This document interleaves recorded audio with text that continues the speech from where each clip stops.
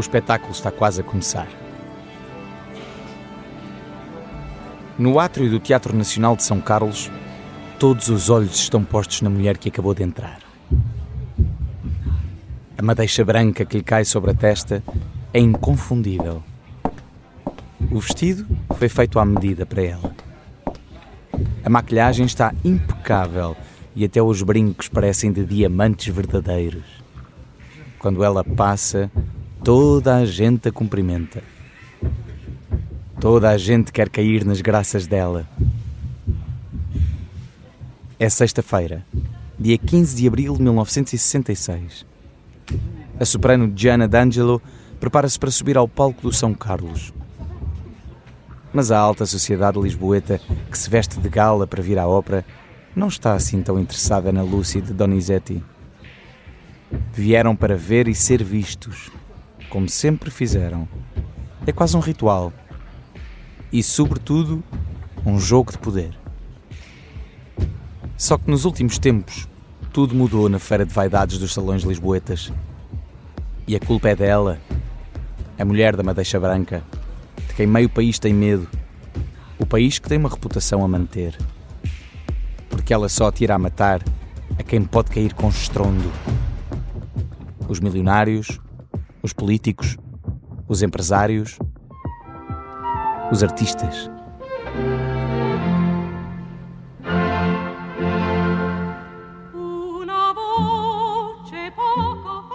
O primeiro ato da ópera ainda não vai a meio quando começa o barulhinho. Não é a primeira vez. Carlos Pimentel, que vigia o São Carlos em busca dos que não se sabem comportar, já tinha dado por ele. O barulhinho vem dos papéis derreboçados que um conde e uma condessa acharam por bem trazer à noite de gala do São Carlos. Mas Carlos Pimentel está preparado. Assim que houve o primeiro reboçado a ser desembrulhado, aproxima-se do casal e diz: Senhor Conde, não se incomode. Tem aqui amendoim já descascadinhos. O que o Conde não esperava é que estivesse também a ser observado pela mulher dos olhos carregados de rímel, que na abertura do São Carlos soltam faíscas sobre aquilo a que ela chama a enorme procissão de gente pindérica que só quer aparecer. A humilhação virá dias depois nas páginas do jornal para todo o país ler. Nem será preciso dizer nomes para que se saiba de quem se fala. No São Carlos, tal como na política ou nos negócios, qualquer um pode ser a próxima vítima.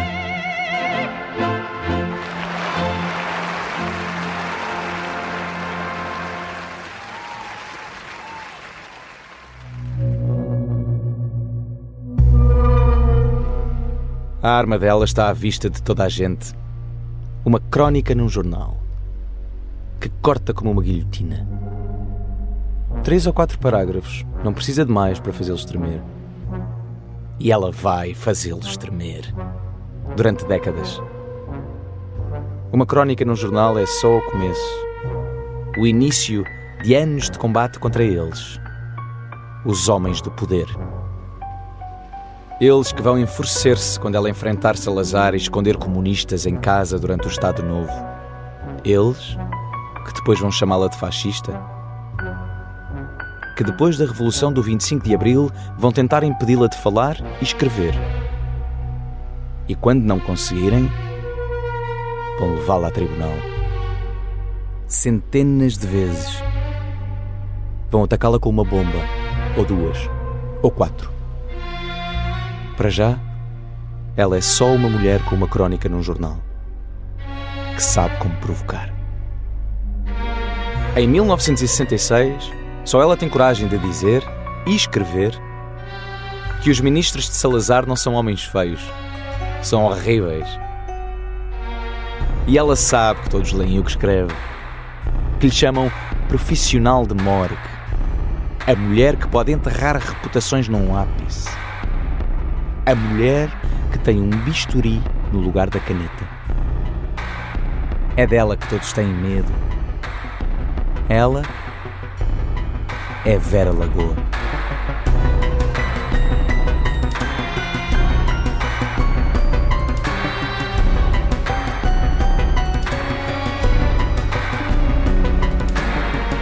Esta é A Grande Provocadora, uma série para ouvir em 5 episódios, que faz parte dos Podcast Plus do Observador.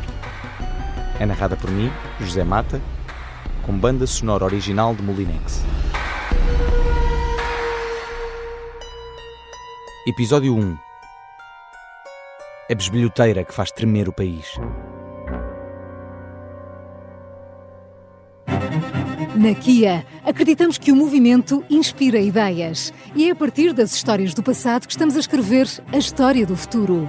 Descubra a mais recente provocação da Kia, o novo EV3, um SUV elétrico compacto com autonomia até 605 km. Kia, Movement that Inspires.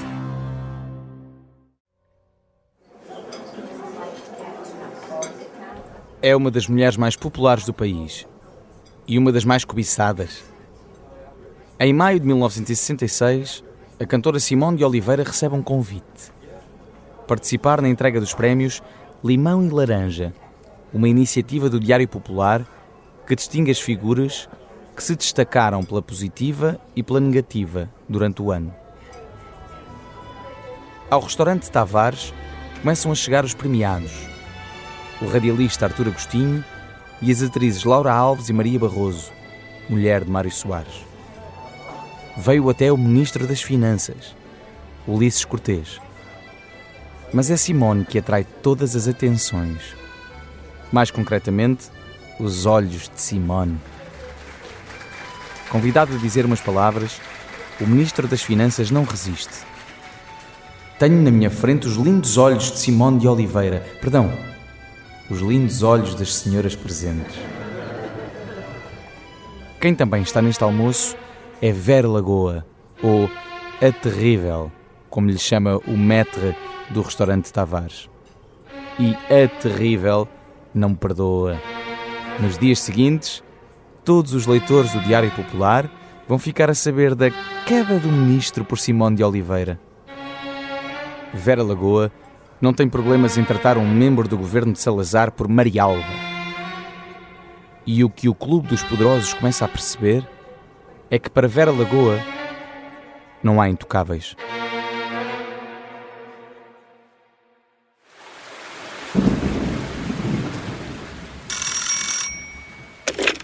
A partir desta hora não morre mais ninguém. Assim que atendem um telefone no Rádio Clube Português, é esta a ordem dada pela voz que surge do outro lado da linha. É a voz da censura. Estamos na madrugada de 25 para 26 de novembro de 1967. Lisboa vive uma das piores cheias de sempre. Vai ser mesmo a maior tragédia na capital desde o terremoto de 1755.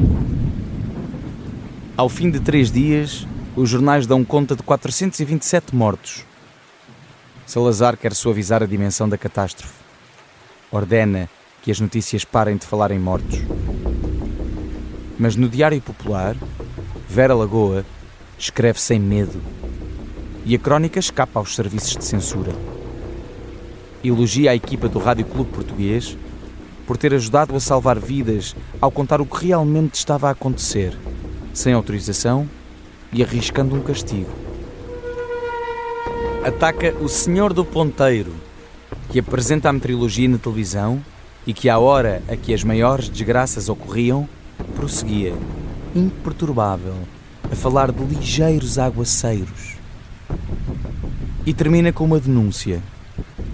Enquanto por todo o país decorrem peditórios para os feridos e para os desalojados, no Rossio começam a ser enfeitadas as árvores de Natal. O dinheiro das luzes deve ir inteiramente para as vítimas das cheias, defende Vera Lagoa. Ela falava de tudo, ela falava da pobreza, ela falava da situação da mulher, ela falava da violência doméstica. Depois, eu acho que ela era muito inteligente a escrever, porque ela conseguia, numa crónica de costumes, fazer críticas ao regime, veladas, que toda a gente percebia que era ao regime, sem ser depois, no fundo, sem sofrer depois as consequências, enfim, que supostamente deveria sofrer. E houve uma curiosidade crescente enorme sobre a própria pessoa. Maria João Câmara é autora do livro Um Diabo de Saias, a biografia de Vera Lagoa. Só naquela noite morreram em Lisboa mais de 700 pessoas e mais de 20 mil casas ficaram destruídas. O regime tentou esconder a verdade sobre a tragédia, mas esqueceu-se da mulher que não tem medo.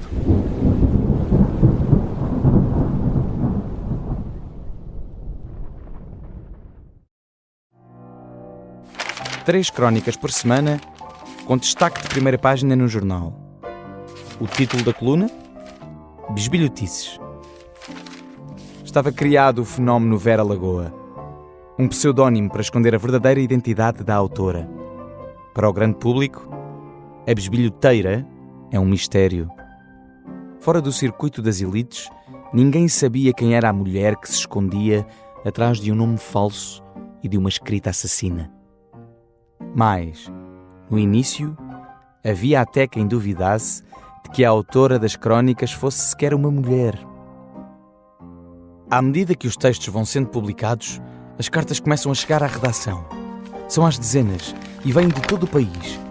Os leitores querem saber quem é, afinal, a cronista secreta do Diário Popular. Começa a bolsa de apostas e há 3 nomes que ganham força. Candidata número 1, Eugénia Maria, locutora do programa Talismã, do Rádio Clube Português. António Torres, leitor do Porto, é um dos que têm a certeza de que é ela. Discutiu a resposta em casa com os pais e os irmãos. E o que não lhe faltam são provas para dar corpo à teoria. Numa entrevista à revista Eva, Vera Lagoa tinha revelado que foi a primeira locutora da RTP. Ora, segundo uma outra revista, a Flama, quem foi a pioneira das locutoras da RTP? Nada menos do que Eugénia Maria. Isso só pode querer dizer que as duas são a mesma pessoa, garante o leitor detetive, que se apresenta como estudante de medicina e bisbilhoteiro por vocação. Sim, admite na carta. Publicamente até falam uma na outra, mas há uma explicação. Isso só pode ser para disfarçar. Candidata número 2. Virgínia Ramos, mulher de Jacinto Ramos, conhecido pelas noites de teatro em direto na RTP. O ator foi elogiado recentemente numa crónica e a leitora e admiradora Maria Clara Silva acha que não foi por acaso. E deixa um último pedido à cornista. Continua a dizer que o rei vai nu quando o vir. Candidata número 3. Agostina Bessa Luís, autora premiada de romances e colaboradora frequente do Diário Popular. A tese é de João Corte Real, que também garante ter provas. Encontrou-as num artigo do jornal. Que artigo? Não diz. Que provas? Também não. Mas tem a certeza de que as bisbilhotices só podem ser escritas pela famosa autora da Sibila. Descobrir a verdadeira Vera Lagoa tornou-se numa missão de interesse nacional. Nem a própria resiste ao jogo, responde aos leitores em notas de rodapé e desmonta todas as teorias.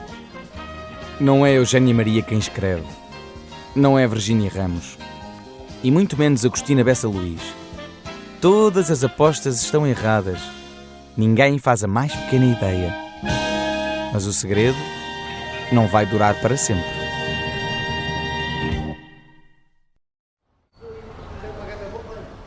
Vera Lagoa não foi sempre Vera Lagoa, a mulher que agora faz tremer os donos do país.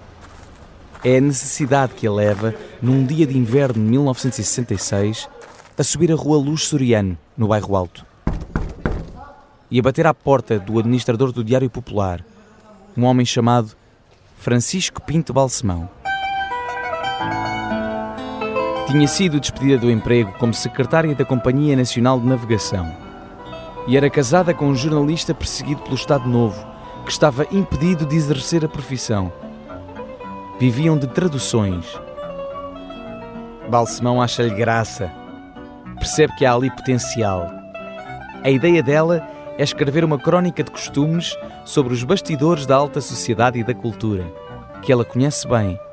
Uma crónica como nunca foi feita em Portugal. Mas a mulher que Balsemão tem à frente não se chama Vera Lagoa. Ele acha que o nome verdadeiro não vende, não vai dar resultado. É preciso uma coisa mais curta, mais comercial. E ela sabe quem pode ajudar.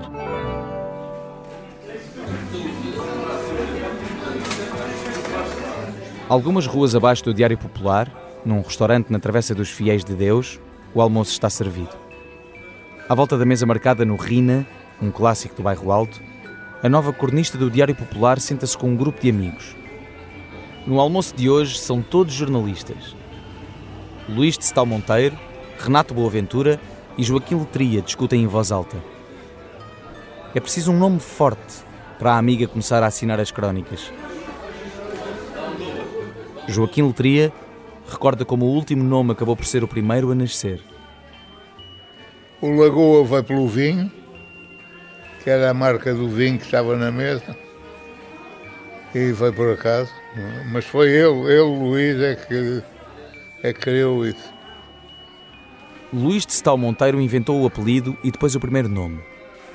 Mas esse não foi um acaso. E o Vera pelo adjetivo. Ser verdadeira e ser pela verdade e por aquilo que ela no fundo era. E a maneira como ela fazia aquilo, como criticava a sociedade, no fundo era o que ela fazia. E fazia-o com muita graça. Tinham acabado de criar a identidade de uma das mulheres mais controversas da sociedade portuguesa das próximas décadas.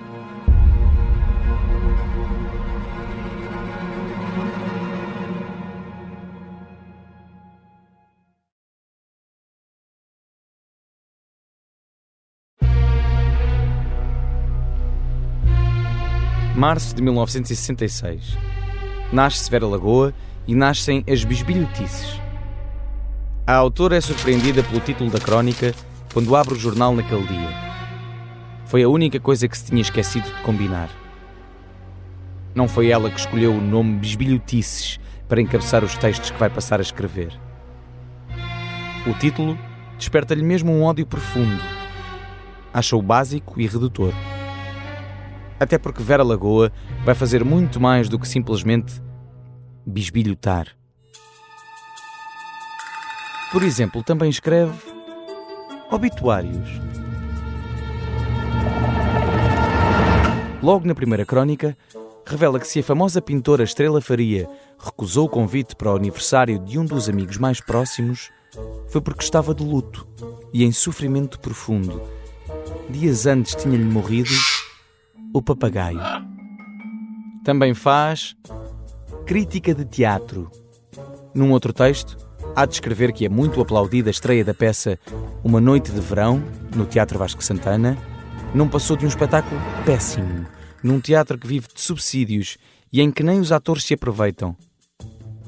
A autora de Bisbilhotices escreve ainda sobre relações e até separações de bens, como o que aconteceu depois da cozinheira Maria de Lourdes Modesto ter casado a cadela Tuxa com o cão Godot, do radialista Igrejas Caeiro.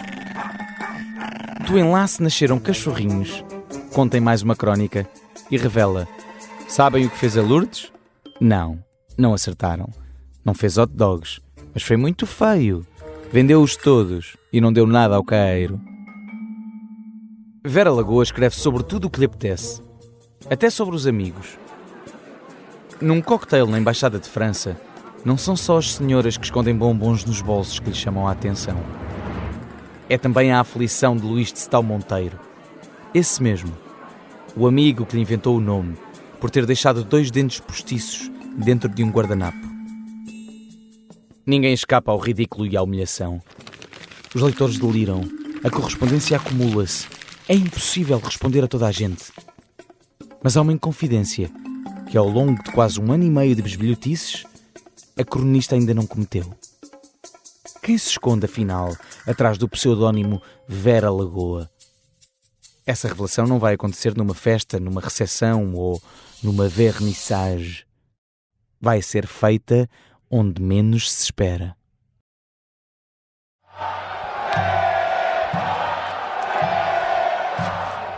No último dia de 1967, o Sporting vence o Benfica por 3-1 no estádio José de Alvalade. Mas não é o jogo que desperta a curiosidade dos leitores do Diário Popular. A grande bisbilhotice do Sporting Benfica vem assinada por um jovem fotógrafo chamado Correia dos Santos. A imagem mostra uma mulher de madeixa branca, olhos pintados, anel no dedo mindinho. O futebol faz mais um milagre, escreve o jornal. Pela primeira vez, o grande público fica a saber quem ela é. Vera Lagoa ganha finalmente um rosto. E com um rosto vai ser fácil chegar ao nome. A mulher que aterroriza a elite lisboeta chama-se Maria Armanda Falcão.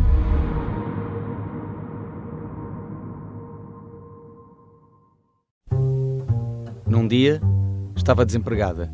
No outro, já era a mulher mais lida do país. A fama chegou tarde. Tem quase 50 anos quando começa a escrever as crónicas do Diário Popular. No bilhete de identidade, surge como doméstica, apesar de trabalhar desde os 16 anos, quando conseguiu o primeiro emprego como secretária. E doméstica é tudo o que Maria Armanda não era, recorda Carlos Pissarra, o sobrinho neto.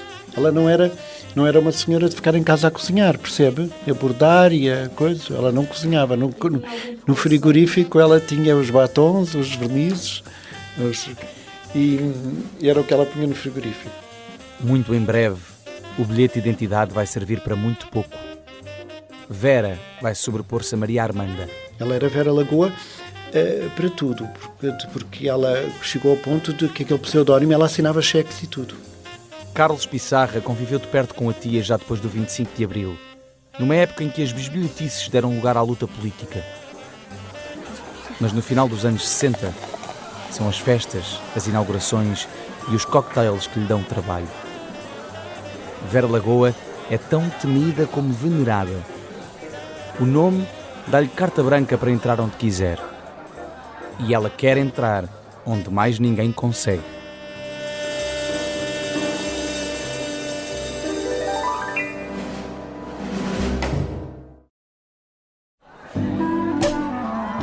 Na primeira semana de setembro de 1968, um francês, um português e um boliviano transformam Portugal no centro mundial do jet set. Vão chegar ao país as atrizes mais conhecidas de Hollywood, as figuras mais admiradas da realeza europeia, os homens mais ricos do mundo e os playboys mais cobiçados do planeta. Cascais não é suficiente para tantos iates de luxo. O aeroporto de Lisboa enche-se de jatos privados.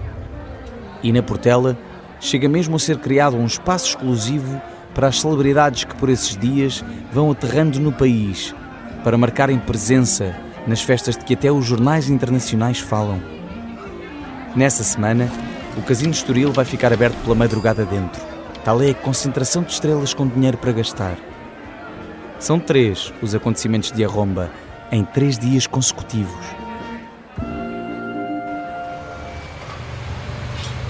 4 de setembro, quarta-feira.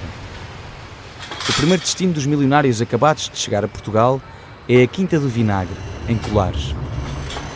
O casal Schlumberger mandou construir de propósito para a festa um portão novo que dá para a estrada de Sintra. Há 1.400 convidados, mais de metade não são portugueses. Antes de os receber, os Schlumberger oferecem um jantar para 72 amigos íntimos, como os duques de Windsor ou o rei de Itália. A festa começa às 11 da noite em ponto. Em 2 horas são arrumados 728 carros. Os donos da casa recebem os convidados no cimo da escadaria que dá acesso ao palácio. Vera Lagoa é pontual. Traz um vestido da Carmen Modas e um casaco de peles emprestado. E 47 gramas de cabelo postiço platinado, arranjado pela Odete, do cabeleireiro Amar.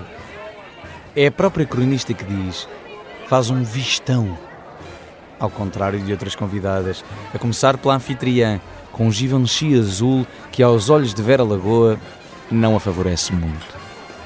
A dona da casa é Maria da Conceição, nascida no Porto, filha de uma alemã e de um português. É casada com Pierre Schlumberger, magnata do petróleo. O baile serve para o casal exibir o resultado de 3 anos de obras sumptuosas na Quinta de Colares. Para a decoração, foram trazidas centenas de flores da Holanda. Num pavilhão, tocam 2 orquestras alternadas. Os empregados vestem azul celeste e a ceia é servida pelo Ritz. Até os militares da GNR, que controlam as entradas, estão vestidos de gala. Nada escapa a Vera Lagoa, a terrível. Chegou há poucos minutos e já reparou que há 3 vestidos roxos iguais. E que Gina Lollobrigida, estrela de cinema italiana e uma das mulheres mais bonitas do mundo, está pirosíssima. Diz que a atriz parece um reclama-produtos para o desenvolvimento de certas glândulas. Há de elegê-la ainda como a mais antipática da noite. Tudo porque se recusa a dançar com quem não conhece. Já o prémio de Miss Simpatia vai para outra estrela internacional, Audrey Hepburn. A festa continua pela madrugada. Vera Lagoa só há de chegar a casa pelas 7 da manhã, mas nem por isso vai dormir.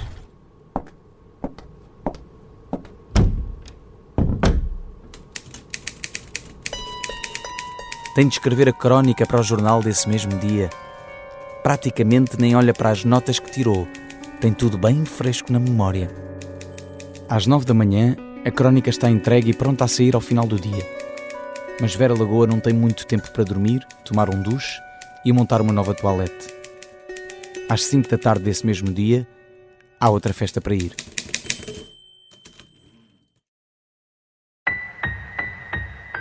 O convite vinha endereçado à excelentíssima senhora Dona Vera Lagoa, em nome de Maria Alice e Manuel Vinhas. No verso, traz um mapa para a herdade do Zambujal, em Setúbal. Nestes dias, em que Lisboa foi o destino das grandes estrelas internacionais, Manuel Vinhas prometeu uma festa portuguesa, com um pormenor. A ideia foi de Salazar. O presidente do Conselho tinha proibido os ministros de qualquer ida às festas dos milionários estrangeiros. Mas o ditador achou que ficava mal vir tanta gente importante de fora e não haver uma festa à portuguesa. E é através do sogro de Manuel Vinhas, que também é amigo de Salazar, que a festa começa a tornar-se realidade. Estamos a 5 de setembro de 1968. Vera Lagoa apanha boleia para a festa no Maserati de outro dos convidados. Há de escrever mais tarde que se sentiu uma provinciana ao vê-lo carregado nos botõezinhos do carro, moderno e de luxo. Os convidados começam a chegar aos 1700 hectares da herdade do Zambujal. Lá está de novo Audrey Hepburn a dançar de minissaia, o ator Douglas Fairbanks Jr. e a atriz francesa Capucine, conhecida pelos filmes da Pantera Cor-de-Rosa. Fazem uma parte do caminho a reboque de tratores.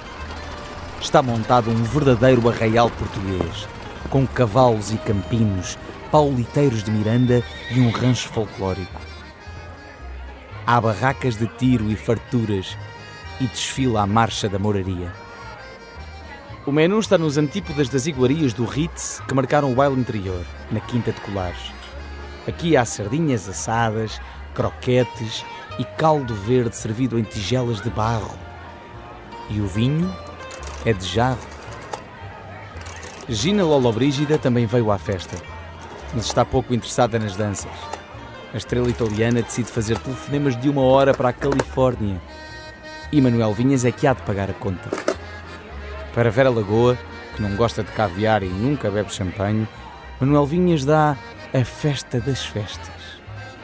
O êxito é tanto que, passado menos de 1 ano do Arraial das Estrelas, o Zambujal vai servir de cenário ao casamento de James Bond, no filme 007, ao serviço de Sua Majestade. Mas na semana dos eventos mais extravagantes que a sociedade portuguesa já viu, o melhor está guardado para o fim. Aquele que ficaria conhecido como o baile do século.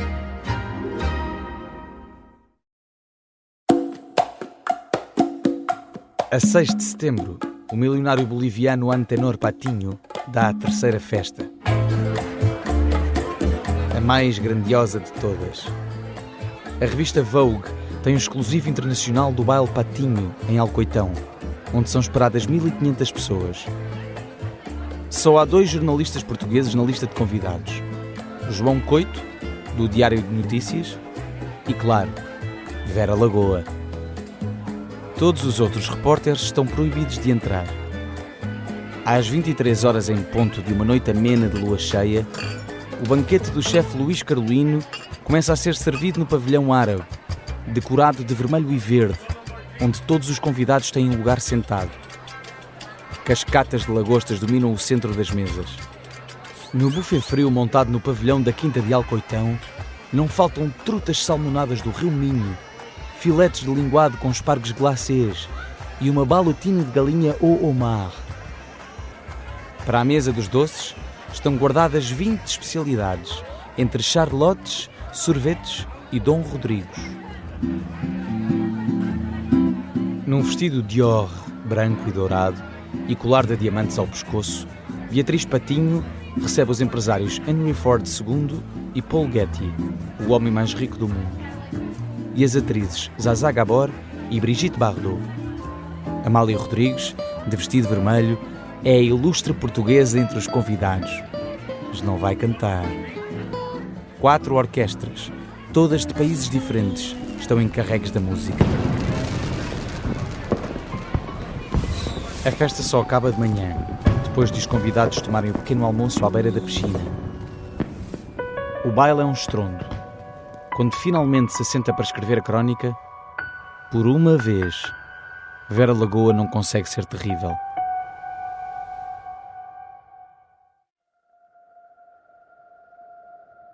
As crónicas no Diário Popular são um sucesso tão grande que rapidamente dão origem a um livro. A primeira edição de Besbilhotices esgota em tempo recorde. E os leitores querem mais. Que haja alguém nesta terra de pessoas que usam o rabo entre as pernas que tenha coragem de dizer tantas verdades. Pedem-lhe por carta. Mas Vera Lagoa não tem só admiradores. Junho de 1968. O Teatro Monumental, em Lisboa, prepara-se para a estreia da revista Lisboa é sempre mulher. A lotação está esgotada. Desta vez, Vera Lagoa não recebeu convite. Assim que as cortinas se abrem, a atriz Flor Bela Queiroz, coberta de plumas e rodeada de bailarinas, arranca o primeiro aplauso. Só que o ponto alto do espetáculo é outro. Vem de vestido rendado, casaco de peles e saltos altos. Na cabeça, traz uma peruca, com uma madeixa branca. Nicolau Breiner sobe ao palco do Monumental como Fera Lagoa, a cronista do reino que come de borla em todos os restaurantes da cidade. A personagem é um sucesso na bilheteira e na imprensa. Mas há uma pessoa que não lhe acha graça. Quando assiste ao espetáculo e vê finalmente a caricatura, Vera Lagoa fica furiosa. Nos bastidores não tardam a surgir os boatos. Diz-se que Vera Lagoa faz tudo para deitar o número abaixo, ou pelo menos para que sejam cortadas as passagens mais achincalhantes. Fala-se num pedido de indenização a Vasco Morgado, dono do Teatro Monumental. A polémica chega até aos jornais espanhóis, mas a peça vai continuar em cena. Vera Lagoa perdeu. Percebe, pela primeira vez, que não é intocável.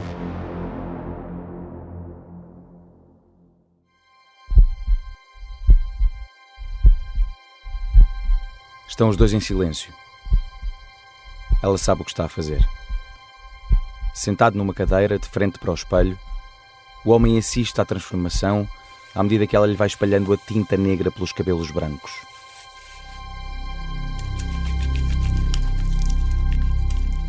Ainda não tem 30 anos, mas parece mais velho. Conhece de cor os calabouços da PIDE e a tortura do sono. Foi ter com ela porque vai precisar de fugir. Tenho a certeza de que no segundo esquerdo do número 8 da Praça das Águas Livres, em Lisboa, está em segurança. Já por ali passaram tantos camaradas do partido. Maria Armanda Falcão é a mulher em quem todos confiam, a quem pedem ajuda quando saem da prisão. De repente, o homem é tomado pelo medo. E se o disfarce desaparece com a água? Ela diz-lhe que pode estar descansado. A tinta só sai quando cortar o cabelo. Estamos em 1961. 5 anos antes de Maria Armanda Falcão se transformar em Vera Lagoa, a cronista mais temida do país. Em plena ditadura do Estado Novo, é perigoso ser comunista e também é perigoso protegê-los. Em cima da cama estão as roupas que ele deve vestir. Puxa para trás a última madeixa do cabelo, agora negro, e levanta-se. Não pode esperar mais. Foi Álvaro Cunhal, o líder do partido, quem deu a ordem. E ele vai cumpri-la. Chegou a hora de passar à clandestinidade. Mas essa é uma história para o próximo episódio. No próximo episódio, as provocações da PIDE são constantes. Os agentes estão em toda a parte, a espiar. Escondem-se na rua para ver quem entra. Tentam passar despercebidos nos andares vizinhos. Num desses dias, Varela Gomes ouve um estrondo no corredor. Corre para a porta a temer o pior. Vê um agente da PIDE tombado no chão. Foi atirado pela escada abaixo por Maria Armanda.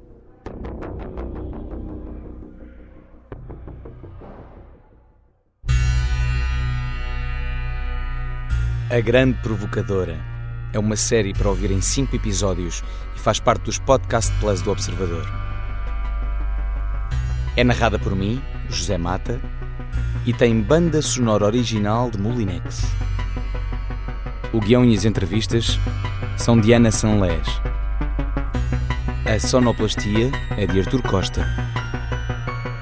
A edição é de João Santos Duarte e Tânia Pereirinha.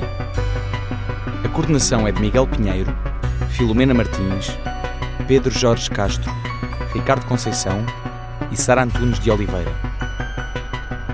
Se gostar desta série, pode seguir, dar 5 estrelas e comentar o episódio no Apple Podcasts ou no Spotify.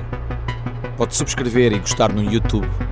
Assim, recebe uma notificação sempre que houver um novo episódio.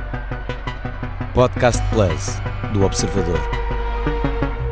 É mais do que um podcast.